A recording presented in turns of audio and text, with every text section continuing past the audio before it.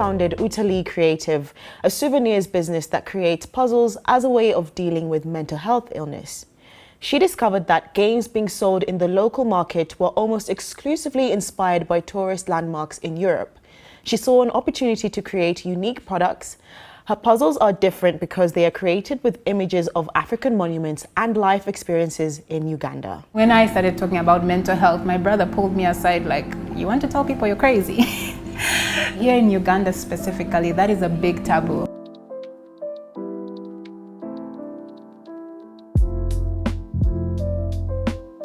Uganda's mental health system is facing a severe crisis.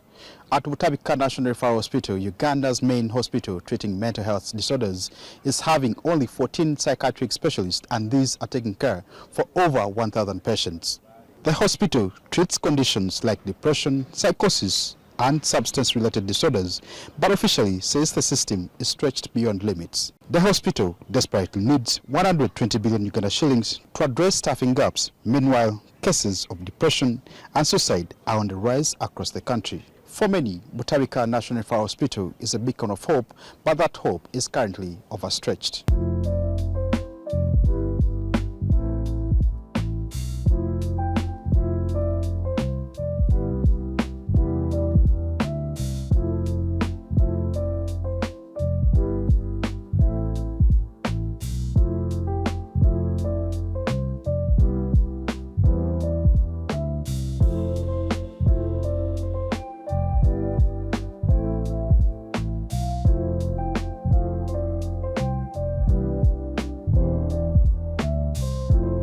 Hello everyone, my name is Anne Banya.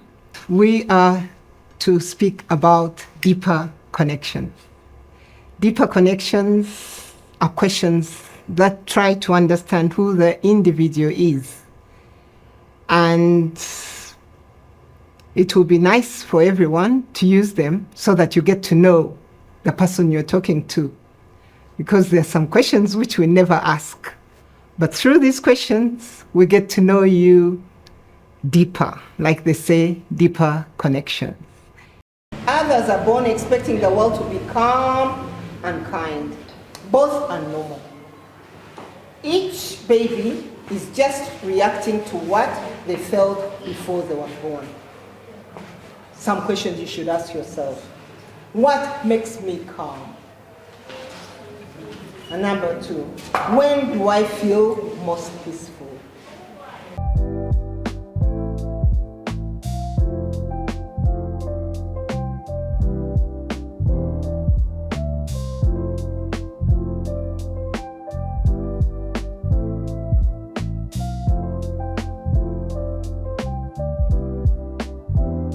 Boundaries, limits you set to protect yourself.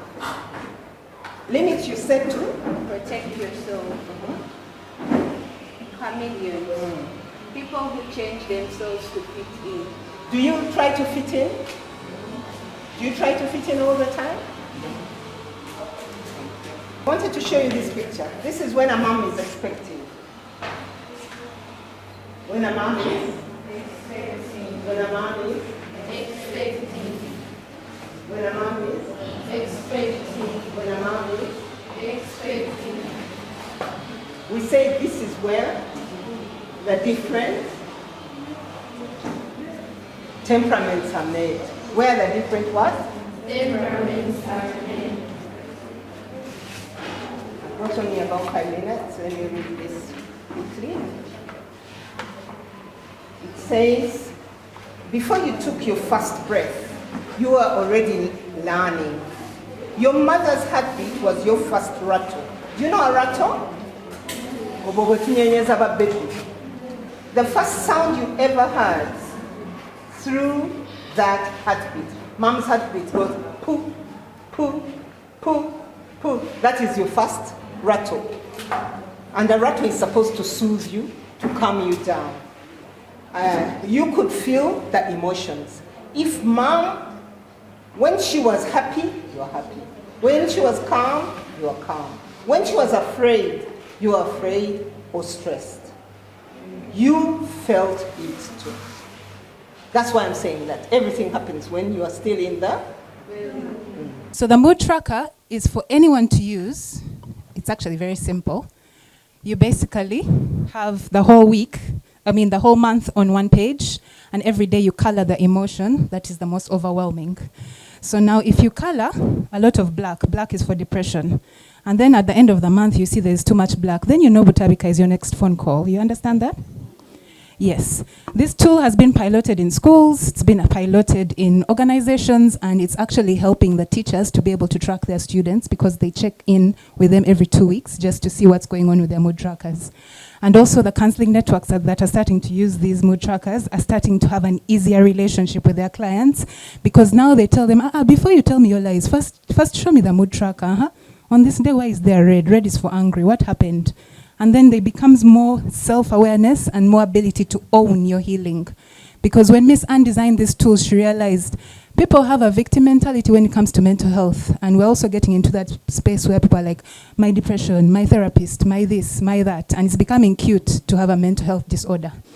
This is how we play the card game. Usually we have these sessions, they're called conversation clinics, because when we did R&D, people told us they don't like the word therapy. It's a bit triggering, so we call them conversation clinics. So I'm going to hand out a couple of cards to each table, and your job is just for one person to pick a card, point at who you want to answer the question, and then the other person answers. The next person, that's how it goes. There's no one recording you, hopefully, so you can just answer how you feel. For some, you don't have to answer everything. You just listen. Listening actually helps someone heal. Healing actually for another person will be you giving them eye contact and actually being present and giving them the space to be able to process whatever it is they need to process. So sometimes you overcomplicate healing, but that's actually what it is. Some of you will be like, these people, they're strangers. They can't hear my secrets. There's no way. But some of you, you just give someone eye contact and be like, wow, thanks for sharing. That's very insightful. And someone will get a weight lifted off of them. Okay, it actually got the most interesting answer. And this person says they don't have any regrets in life. The answers were really interesting because it's really, the past is in the past, you know? There's not, and everything happens for a reason. Most of these things that you call mistakes are things that are going to shape up your future. Trying to answer to it, she was like, being a business owner and starting a business are totally two different things. So we went through how actually something just happened yesterday that made her overwhelmed. You find that when you've not forgiven your younger selves for whatever transpired with you,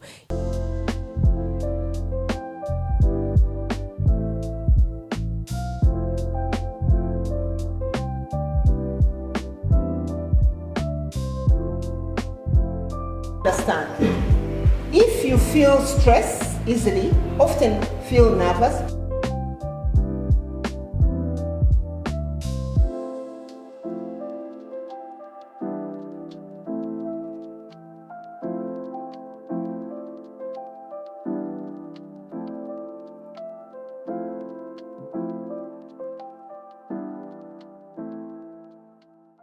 Let's just say 5 schools are selected for a Living Labs pilot, and each student is given a mood tracker.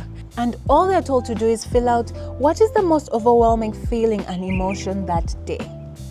And then we execute a training of trainer program to certify community champions, either with the guidance counselors, the head teachers, the class monitor. This program will be deployed to assign at least one community champion per classroom. Given that TOT program, they'll be trained on how to collect this data and aggregate it into the AI-powered tool.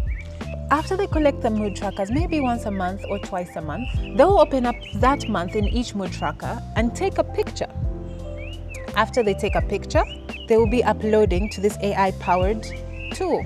Now, these images that are uploaded by the community champions are scanned and analyzed by the AI tool and then aggregated to a dashboard that I shall show you here. This dashboard shows emerging risk patterns, emotional trends over time, early signals before crisis, and this is how interventions shift from reactive to predictive. This is not something that we built overnight. It took us 3 years of research and development to get here. And then we launched a physical toolkit in December of 2024. And after that, we began to execute Living Labs pilots, which are actively still giving us real-time data as we move forward in getting this rolled out systematically all throughout the country and hopefully all over the continent.